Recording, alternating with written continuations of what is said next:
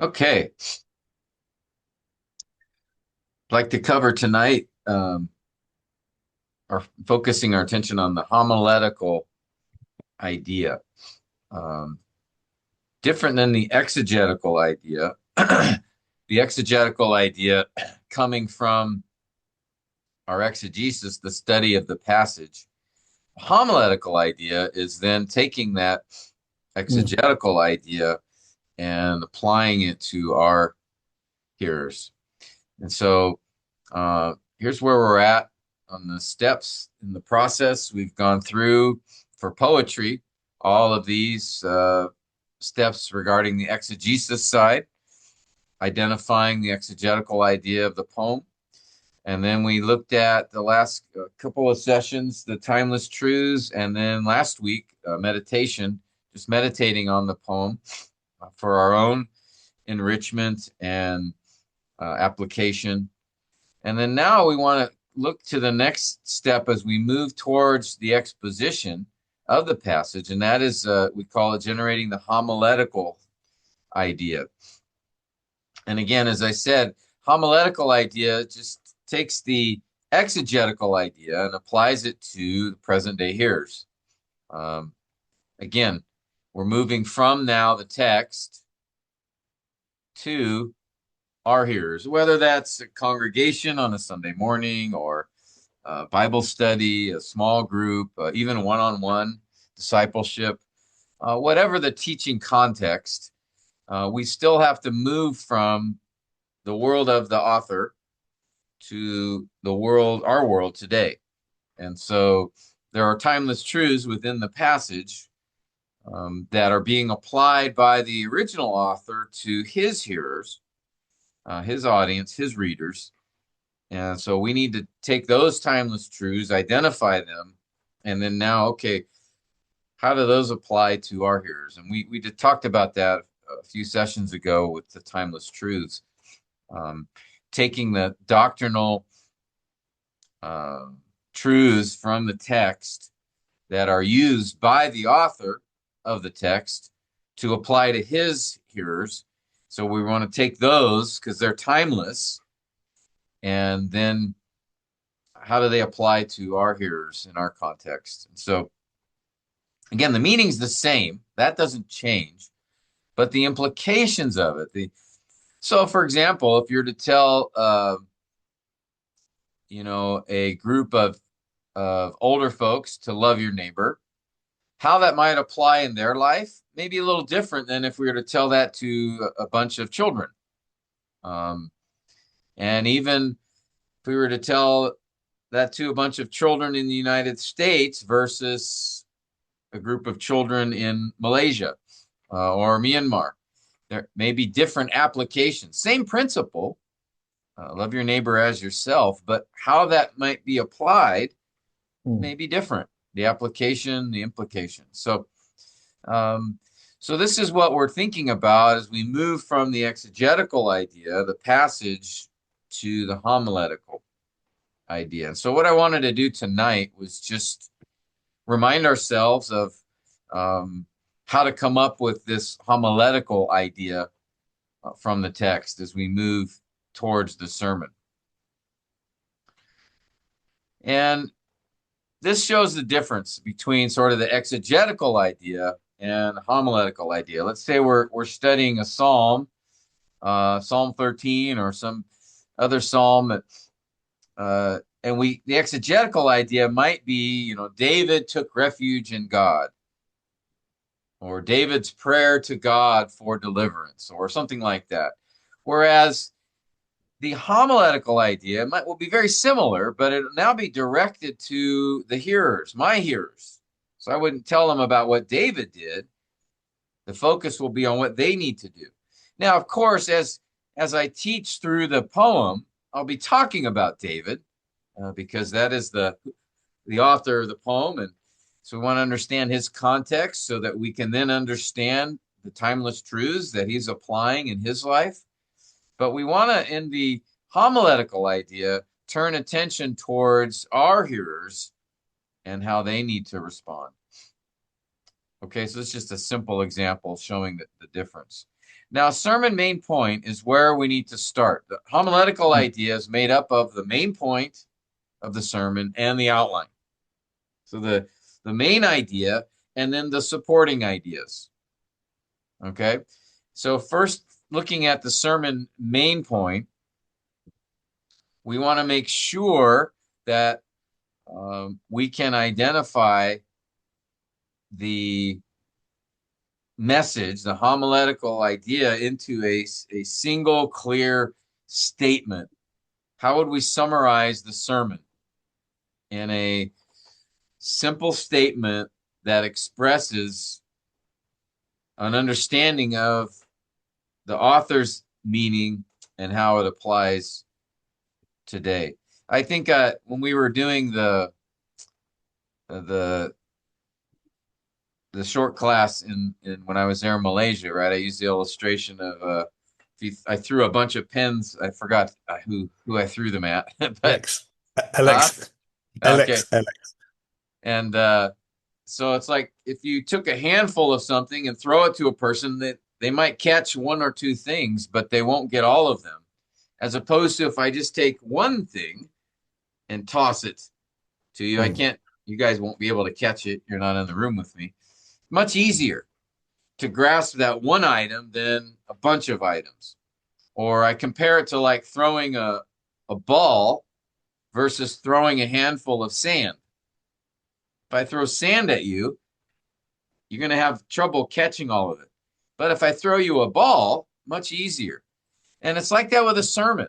If you have lots of thoughts, lots of ideas, lots of expressions, it's like a handful of sand where there might be a one thought or an idea here or there that a person may grab. But if I just give you a single clear statement that summarizes the main point and repeat that throughout the sermon, that's like throwing a ball. Much easier to remember, much easier to catch. And so I think that's this is an important part before the sermon. Really, at the very beginning, this is what you need to do. How do I summarize the main idea of this message? And this, again, really would apply whether you're teaching, doing a sermon in a Sunday morning, or even just teaching a Sunday school class or Bible study. You need to have where are we going with this message? What is the focus?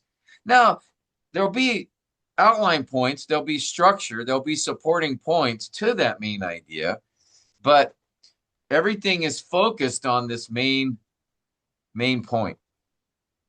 And this is what, again, will help your people to remember to take that away. Mm. Um, again, our strategy, remember, our goal is to be accurate and to be clear. And if you've got lots and lots of points and they're not really connected together, they're not focused, that doesn't help you be clear. That's harder for people to follow.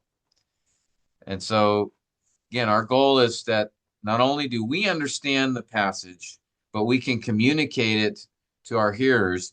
And it's best if we identify a main idea, an overall point to focus on, like that ball, tossing the ball, so that our hearers can catch it. Let me read Pastor John's MacArthur's comment on this, and then open it up for any comments you have. He made this important statement. He said, make sure, well, in fact, let me just ask, Chun-Si, can you read this? This is from Pastor MacArthur on the sermon main point. Yeah, sure. Make sure that every expository message has a single theme that is crystal clear so that your people know exactly what you are saying, how you have supported it, and how it is applied to their lives. All right, thank you. Now, again, when you're in a passage, and I understand this, that there could be many truths or many ways that the passage can be applied. So this is why it's a challenge at times when you're looking at a passage, and you'll see this. You'll see if you give the same passage to four different guys to teach on, you may see a different emphasis from each one. Because again, there is going to be one same meaning of the text, but how it applies may be different depending on your hearers. Again, what I might say to a group of young people may be different than I would say to a group of older women or a group of fathers or a mixed group. So that's why you may often hear different preachers or teachers emphasizing different things, even from the same text. But the idea is to be emphasizing and focusing on a particular theme or main point that would match the main point or main theme from the author that he's communicating. And again, this is for the purpose of clarity. Notice Pastor John, he said, make sure that every message has a single theme that's crystal clear. Mm. Why? So that your people know what you're saying. What is your point? How have you supported it? How do I see it in the text? And how does it apply to me? All right. I mean, again, that's expository preaching. That you understand from the context the point of the passage, and you can clearly communicate that, show from the passage how that you got that point, and then help them apply it in their lives. All right. So with that, any thoughts or comments, questions? Again, I know we covered this when we were together just a few weeks ago, but now we're in our Zoom class kind of going through things a little more slowly and systematically. But any thoughts or comments on this? I have a question, Pastor Tim, just to learn a bit more or to be clearer. I often struggle with what is the main message or the timeless truth for that passage. Partly because there's just maybe two or three or four of them. Partly also because the passage that I'm covering, it could be quite long. So Yeah. one example, which is just on Sunday, I was like, oh, why? I was preaching on the Roof chapter 4 to a church in Klang, just about, 25, 30 kilometers from where we are. And they have been doing a series on the book of Ruth. And so last Sunday was the last Sunday on Roof chapter 4. And I was struggling. Do I look at the main point on chapter 4 itself, which itself is quite long, or do I look at what is the main point for the entire book of Ruth? So my question is, must we just have one single main point, or is it okay to have two, or not more than two? All right, given a passage, or in this case, a chapter, number one. Yeah, that is basically my question. Because I actually put up as two that, first is God providence will always come to pass despite our circumstances. Naomi and Ruth was going through what they were going through. And I actually felt, well, that's not quite sufficient. So I added a second point that God's salvation plan cannot be thwarted, and God's surprising grace in using the Moabite woman in an unlikely situation. So I need your advice as to, was it accurate enough, or shall I just crack my head a bit more and pray a lot more just to have one? Yeah. Well, and plus also you're dealing with narrative. And so Yeah. there are some aspects. I think you can I think you'll have a good idea of what to do if you first understand the point of the whole story. Okay. Recognize there is a point to the story. not 40 points. It's usually one message, right? That's what the focus of a narrative is, that there's a moral to the story, so to speak. There's a main idea. So you first need to understand, okay, what is the author of Ruth? What's his main point for the whole story, all 4 chapters? And Yep. then how does each, because Ruth is broken down pretty simply, right? You've got the Yeah. first by chapter, actually, is each act there. And so Yep. they all connect together in some way to develop the plot of the whole story. And so if you understand the plot of the whole story, the main point, then you ask, okay, well, how does chapter 4 fit into this? And chapter 4 is where we reach the climax Yeah. of the Yep. book. Um, so I think that's what's going to give you clarity. Now, there's things you see along the way, like Mm. this Moabite woman, and so I'll incorporate that in as I'm going through the story. I might make a point, a side point, so to speak. It's like, this isn't the main focus here, but notice in God's grace and providence, how this Moabite woman is used by him in the life of Naomi, and this just reminds us of how God uses, so you might make a short comment or statement, but that's not going to be the main thrust of the message necessarily, unless you think that is linked to the point of the whole story in some way. Um, Well, so I think sorry. no, go ahead. No, I think the main point of Ruth is really the last few verses of Yeah. how the generations of Obed was used, or providence of God, that 3 generations later is the King David, and then 27 generations later is our Lord Jesus Christ, right? And you are right, but how do I fit in the fact that in a very unexpected manner, God used a Moabite widow who has a Jewish widow mother-in-law, and to is like almost a God surprising grace in an unlikely situation. Yeah, and how he works providentially. So I mean, the Yeah. theme of Ruth is God's providence Yes.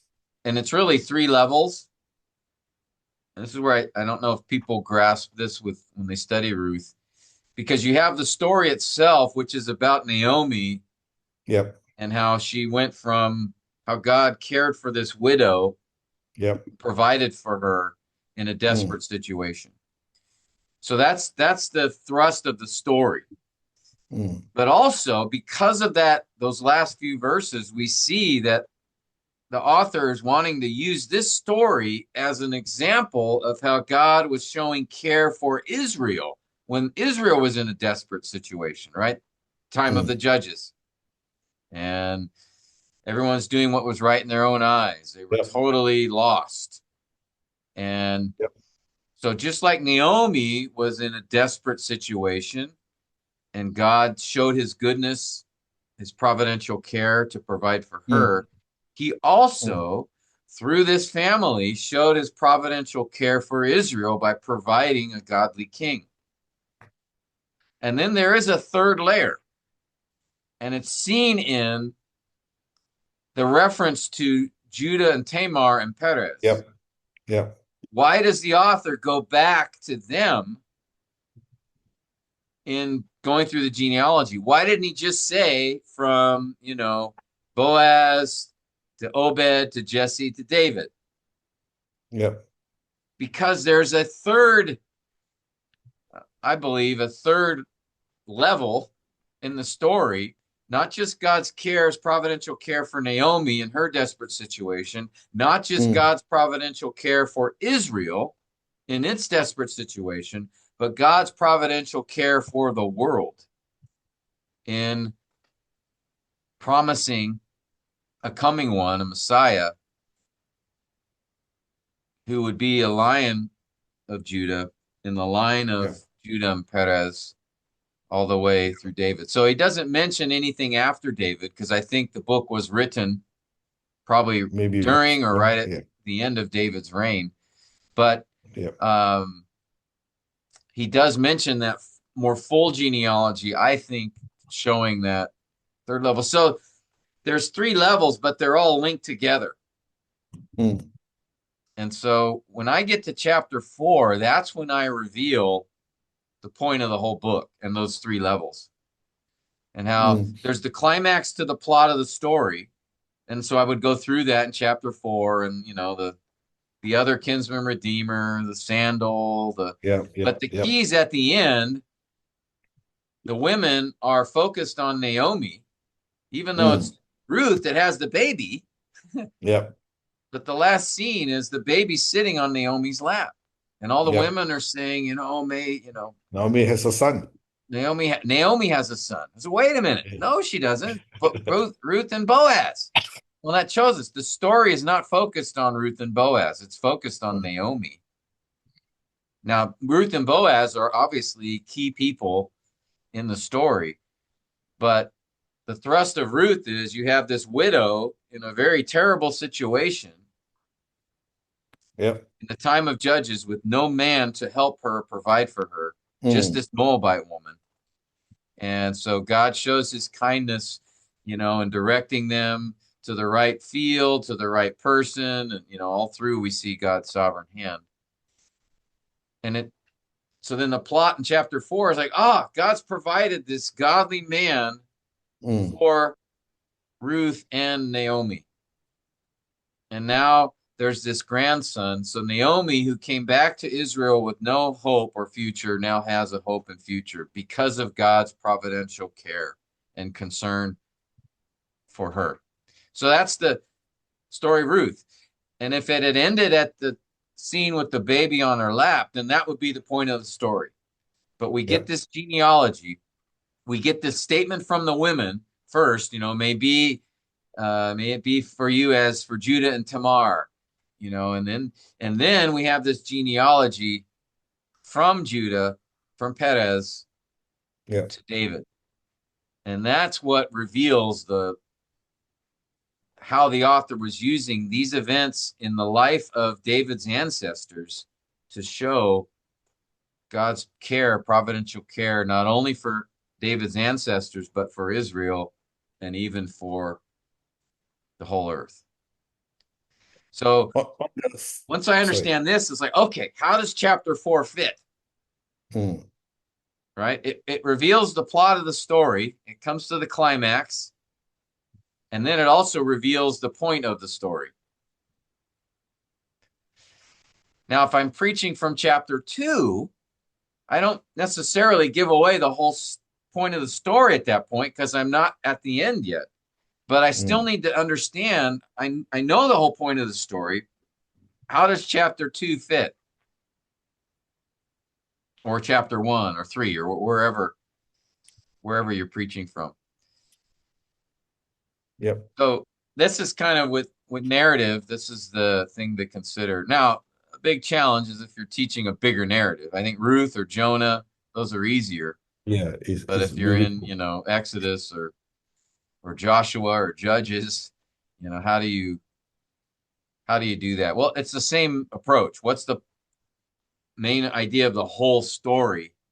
And then how does this chapter or this particular short story fit into that?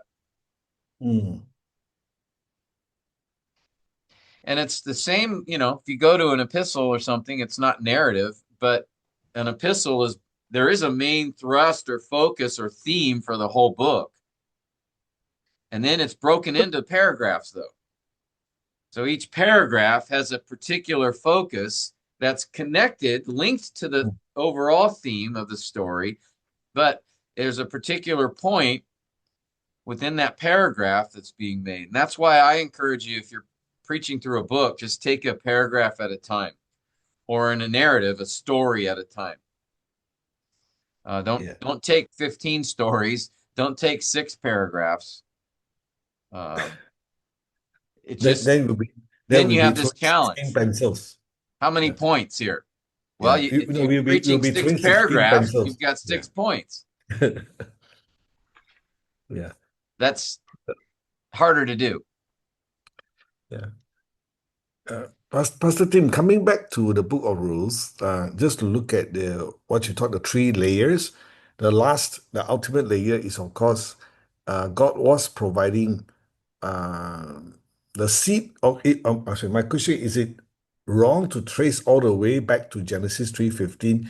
God was seeing and making sure through His providence that promise of the seed of the woman will come into fruition, even at this point in time, through the generations, a short genealogy of Perez to King David.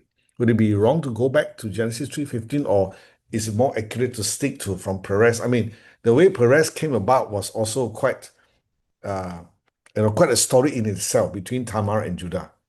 Yeah. Yeah. Yeah. It's a curious um, um, choice, by the author. But, the women, they bring up, and I think they bring up Judah and Tamar Mm. because it's through Perez we get to David's line. Yep. But they're going back. Again, that genealogy doesn't start with Perez. Boaz, right? It doesn't start with Boaz and then Obed, Jesse, David. Okay. Then we would say, oh, the focus is David, right? Because it's just starts with, okay, the child born here. So you have Boaz and then his son, Obed, and Obed's son, Jesse, and Jesse's son, David. The focus would then be just David. But the genealogy goes back Mm. to the son of Judah. Yep. What's significant about Judah? Is the prophecies in Genesis 49:10. Exactly. That The their scepter will never leave his scepter will house or not something. depart from Yeah. Judah.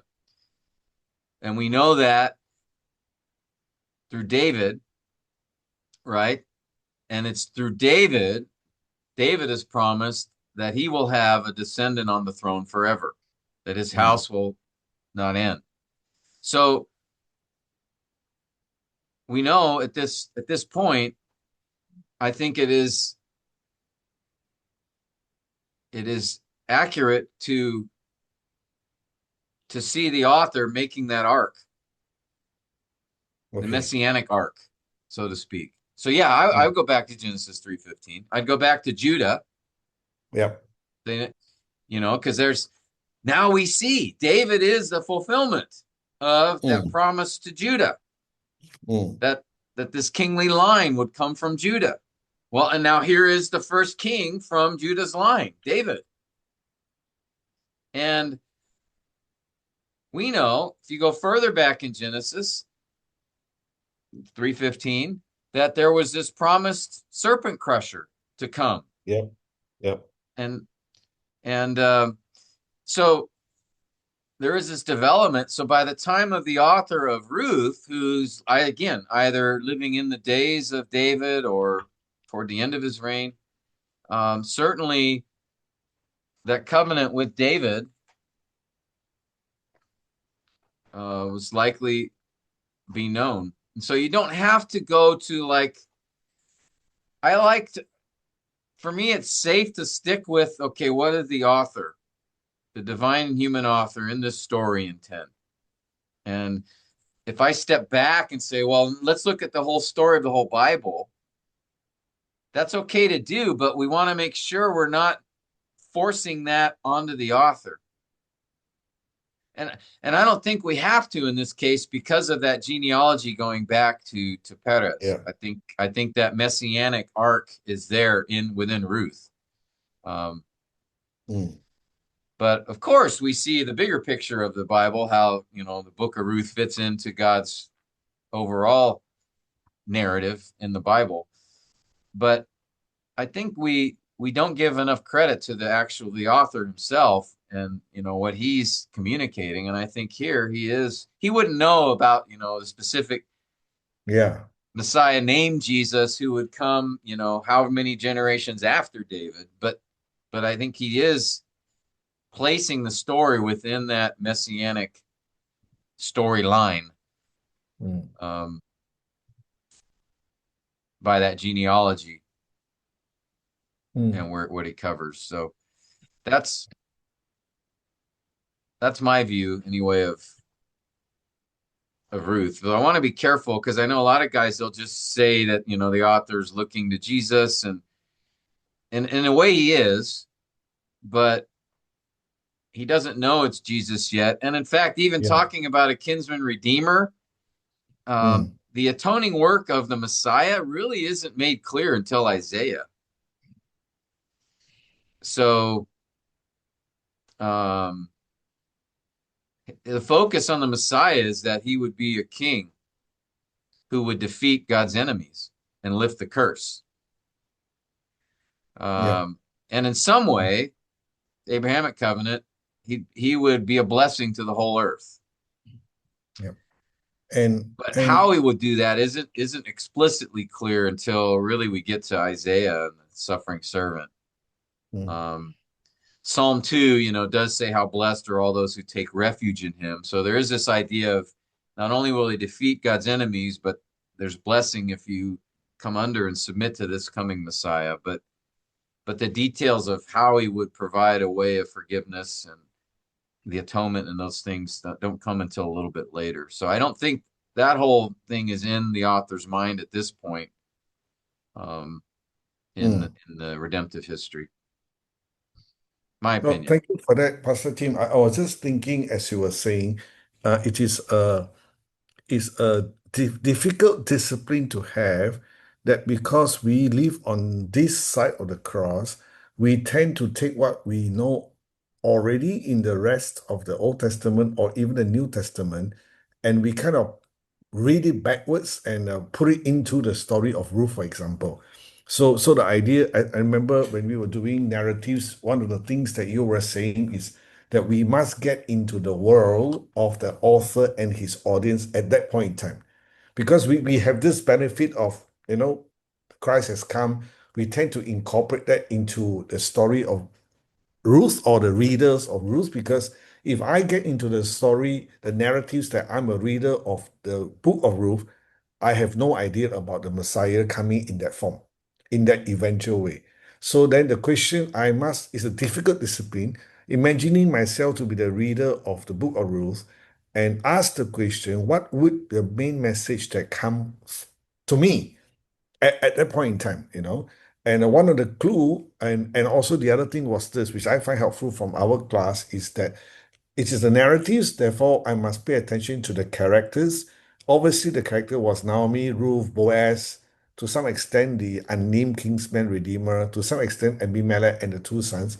But there is a character that was not actively speaking or giving dreams or prophecies in the story, but that main character is God. And how you talk about second layer, how that is very strong. I won't say hint.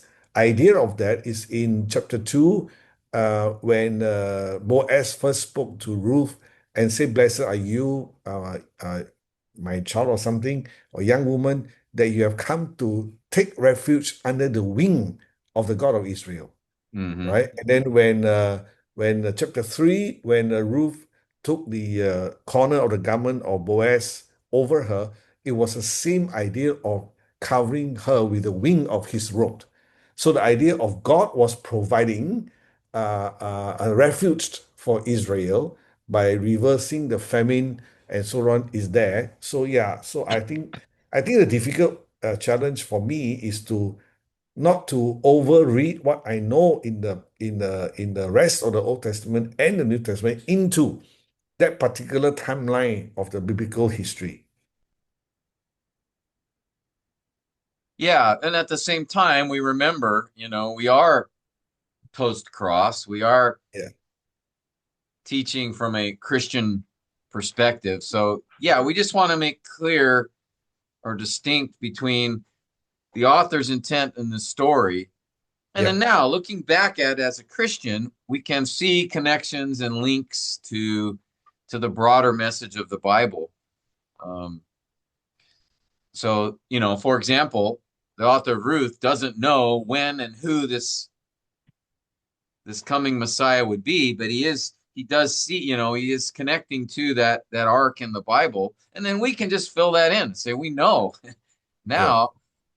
Not only did God, the way he showed kindness to Naomi and the way he showed kindness to Israel, providing David, and then Yep. even this promise of a future one, we now see the fulfillment of that he has shown his kindness to the whole earth by sending Mm. this Messiah that we know to be Jesus Christ. Have you put your faith in him alone? So we can now focus attention on Christ, Yep. and I believe the proper way.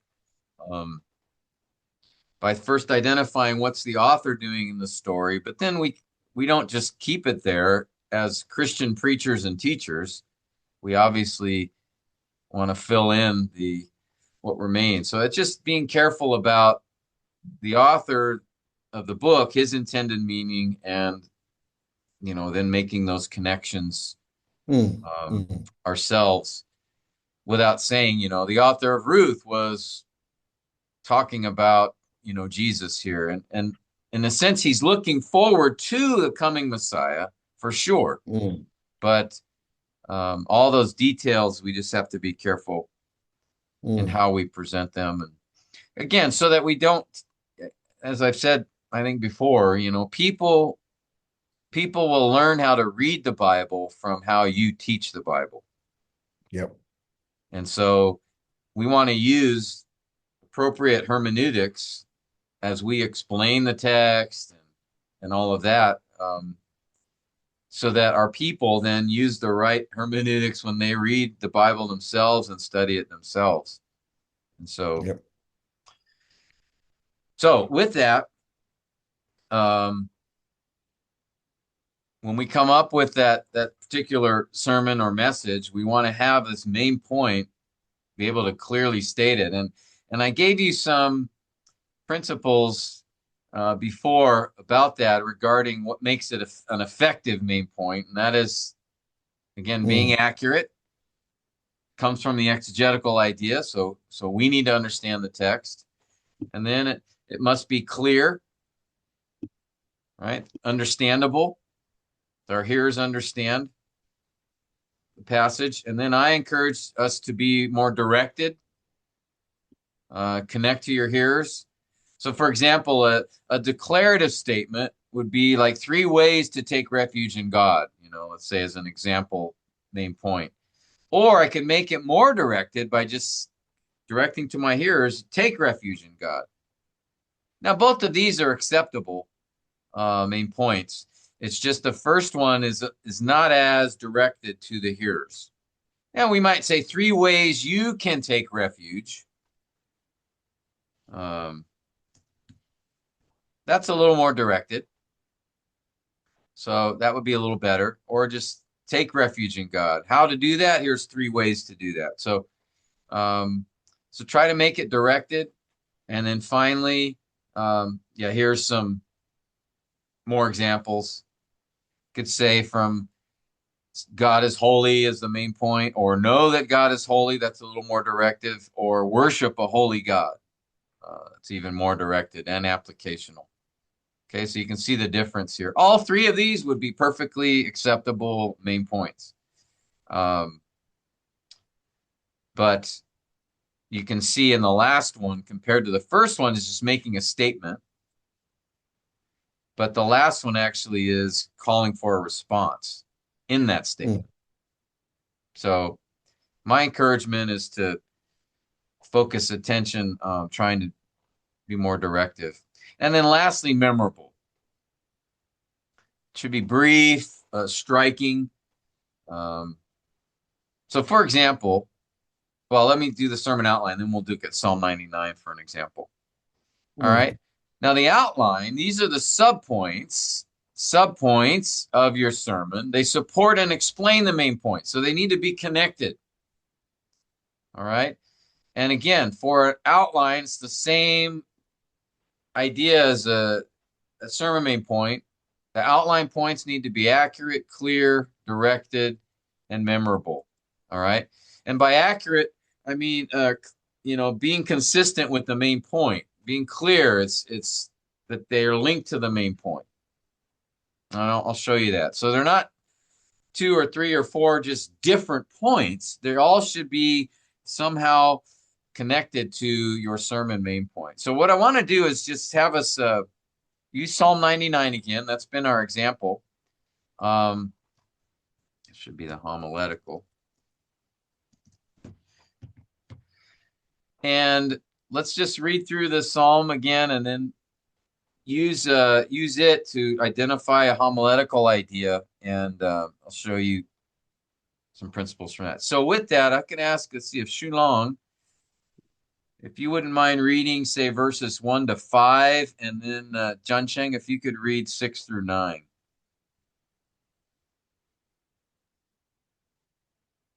Okay, sure. Thank Okay, you. verse 1. Yahweh reigns, let the peoples tremble. He sits enthroned above the cherubim, let the earth quake. Yahweh is great in Zion, and he is exalted above all the peoples. Let them praise your great and awesome name. Holy is he. The strength of the king loves justice. You have established equity. You have done justice as righteousness in Jacob. Exalt Yahweh our God and worship at the footstool of his feet. Holy is he.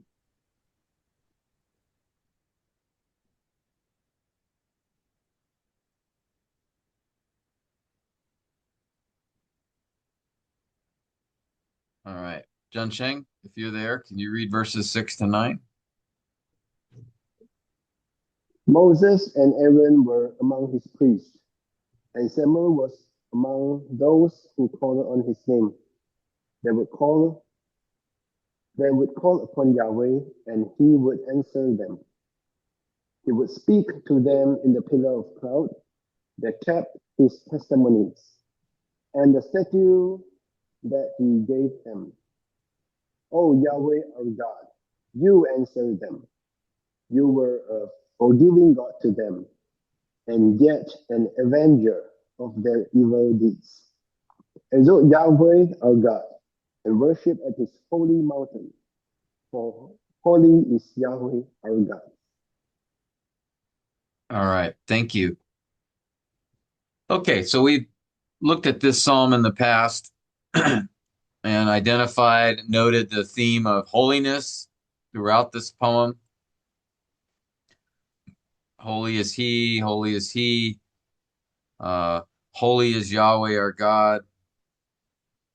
So there's a clear focus on his holiness, and then we had seen really 3 stanzas here before.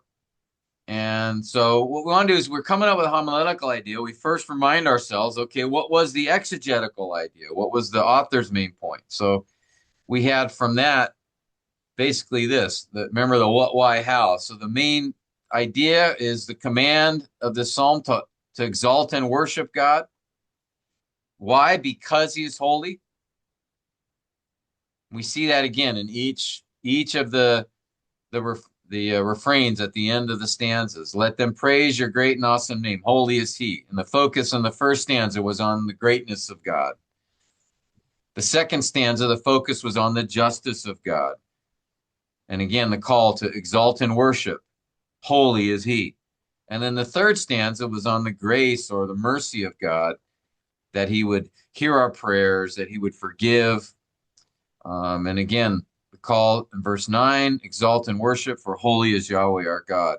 And so those 3 stanzas, they each end at the same point, to give praise or worship to God because he's holy, and each focusing on a different theme. So we had the command to exalt and worship God because he is holy, and then the outline was those 3 stanzas.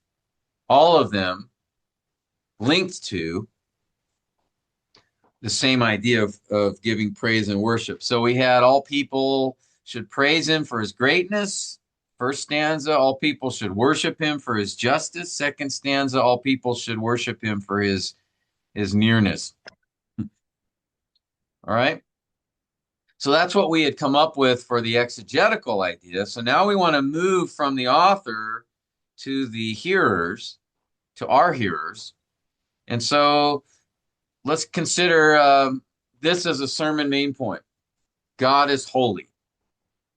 Now, is it accurate? Yes, it reflects the main idea of the poem, that focus on his holiness. Is it clear? Yeah, God is holy. Pretty simple statement. Is it directed to the hearers? Not really, right? This is a declaration. Again, it's accurate and clear. It's perfectly fine as a main point, but it's not really directed to the hearers. Is it memorable? It is brief, would be easy to remember, not necessarily striking or catchy, but that's okay. Again, this is an acceptable main point, but we could make it a little better. So how can we improve it? Everyone should worship the holy God. Now, this is more directed. So now I didn't just say God is holy, but now I have this idea of everyone or all people should worship a holy God. Not as memorable, a little bit longer, but it is more directed. Or could say worship the holy God.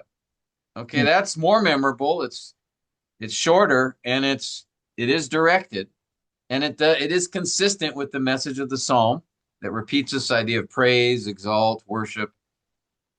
Okay, so that again would be a good one. How about worship the wonderful? Okay, now I'm trying to be more catchy. Notice the W's, worship, wonderful. It is directed, it's calling for a response, but not as accurate.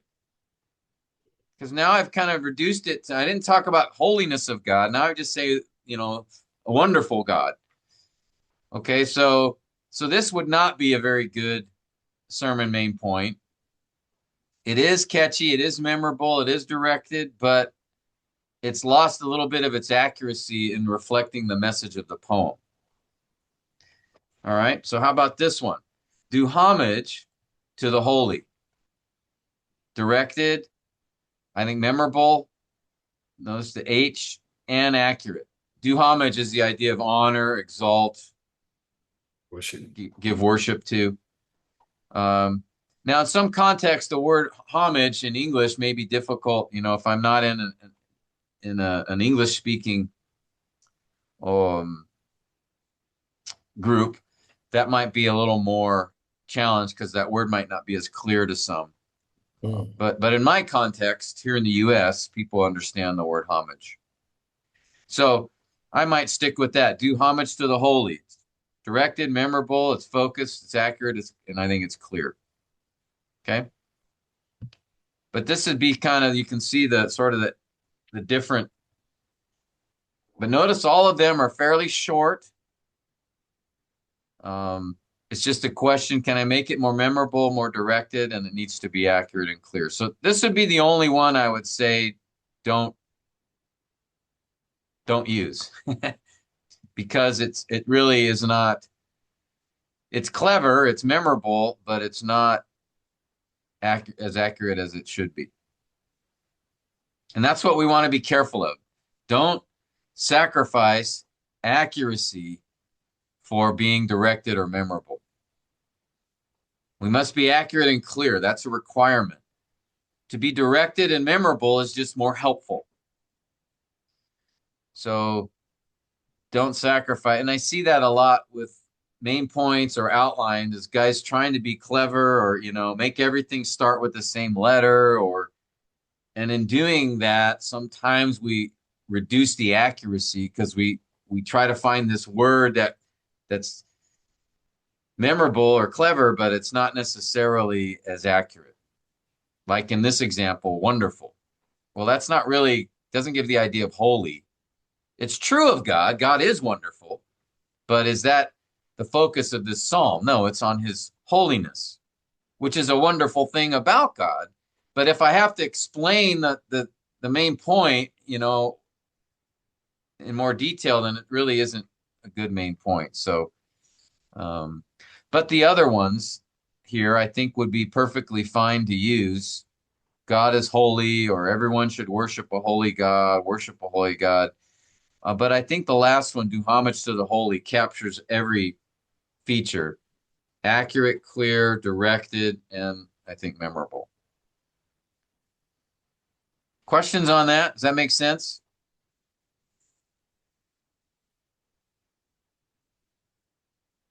Let's do the same thing with the outline. So here's a proposed initial outline. God is great, God is just, God is gracious. Okay, those are kind of the main idea of each stanza, but we should notice something that it's missing. The outline's missing something. What's it missing?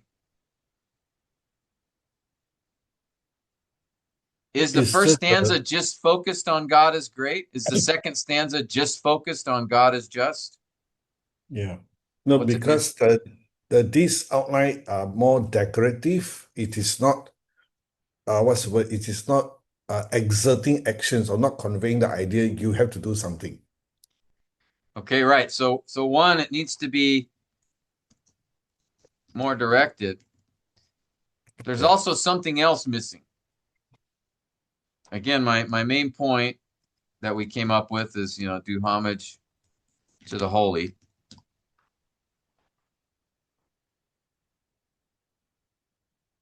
What else is not here that really should be as we think about each stanza and the point of the poem, my main point?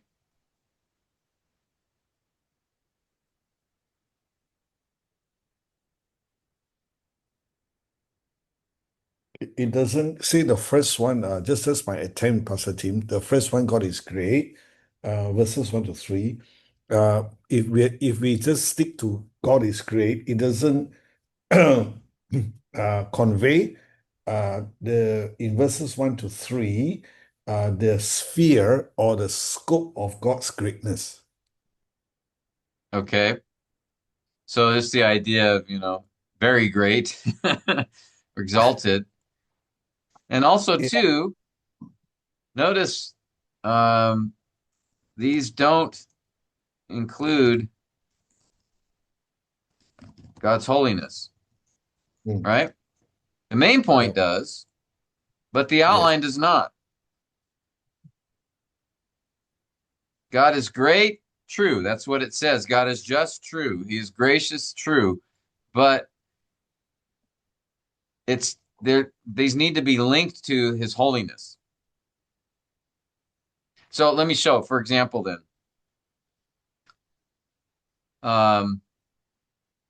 Again, this outline, now I make it more directive. So like you mentioned, you Chai. So I have praise God for his greatness, worship God for his justice, worship God for his grace. Okay, good. It's now more directed.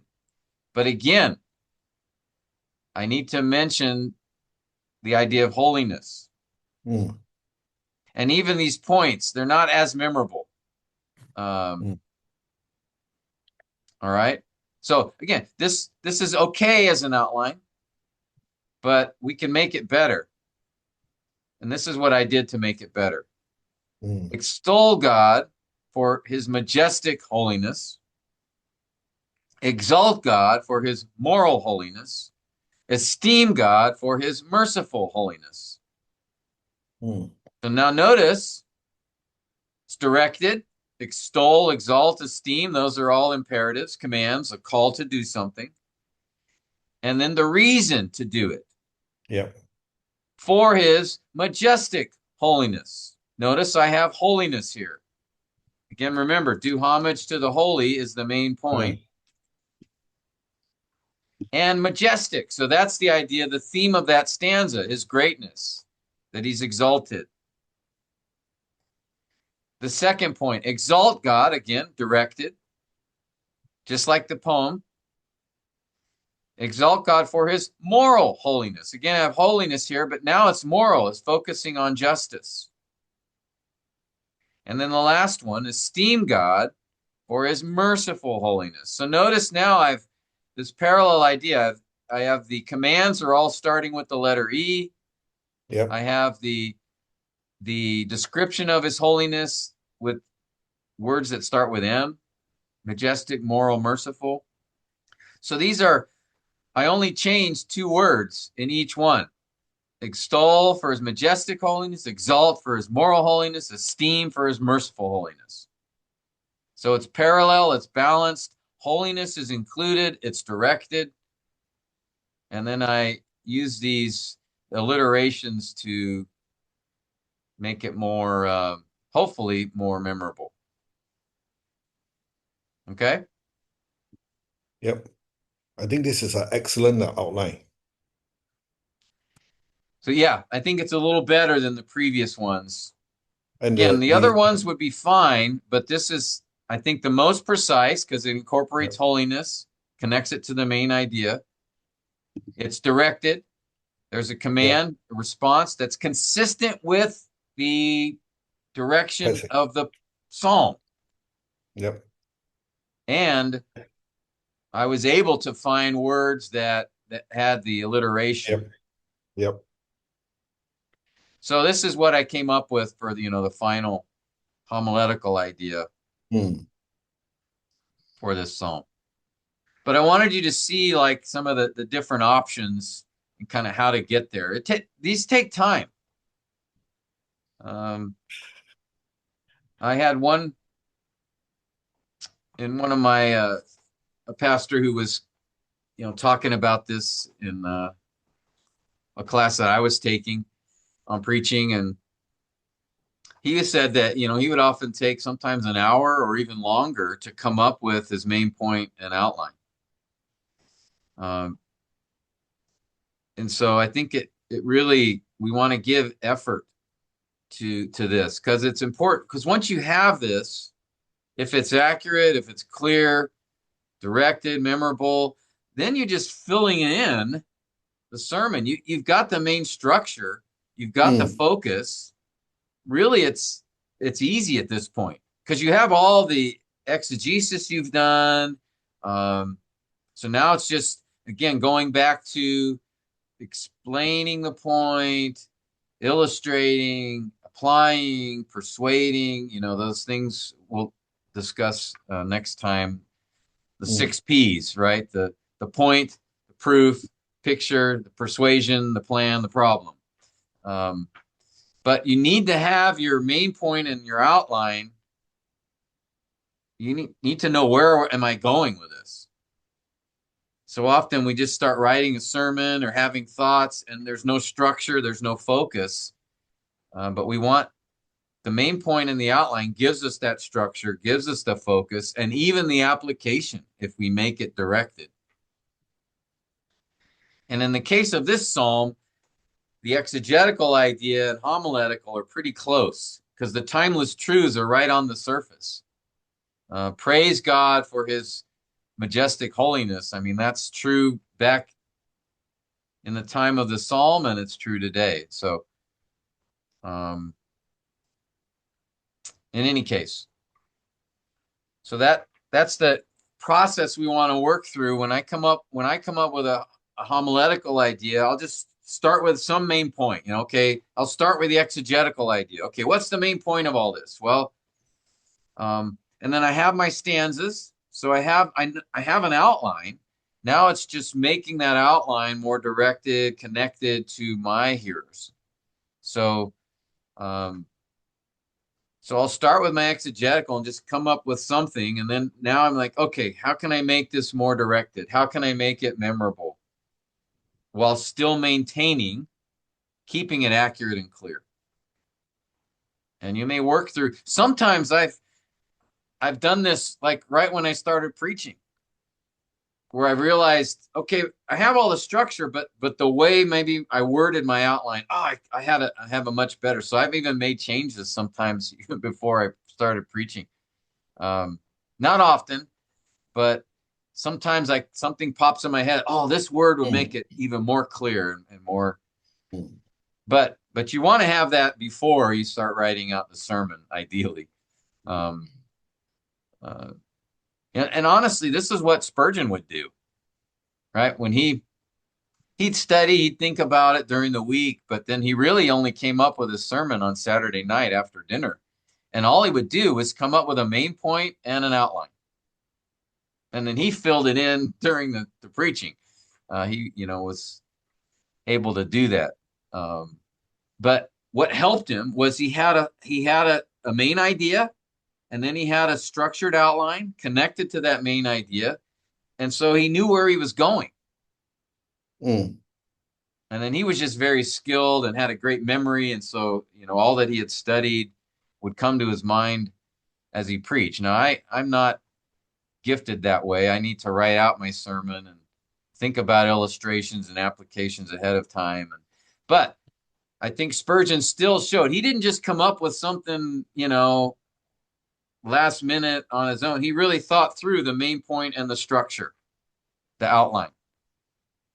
And you can see that in his sermons, how he has that main point and then he has the outline that's connected. Each outline point's linked together, connected to the main point. And that's what he spent his time doing on that Saturday night, was making sure he had a clear main idea and a clear outline.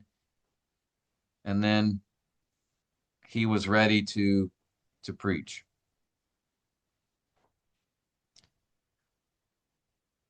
So that's an encouragement to us to have a direction in our message based upon where the author, what he has said, and now aiming that towards my hearers. And then I want them to remember it. So I want to have a clear main point that's memorable, accurate, clear, and then an outline that supports that in the same way. Okay? Thank you. It's the key. Do you do this? Oh, it helps you so much with the sermon, because now you know where you're going. Yeah. I don't know if I've had that frustration where I'm trying to come up with a sermon and I just feel like I'm wandering, and it's not until I have this main point and the outlines. Okay, now there's a structure. I can now just fill it in, and then that helps keep me focused, and I think it helps the people be able to follow you much better. Thoughts or questions, comments?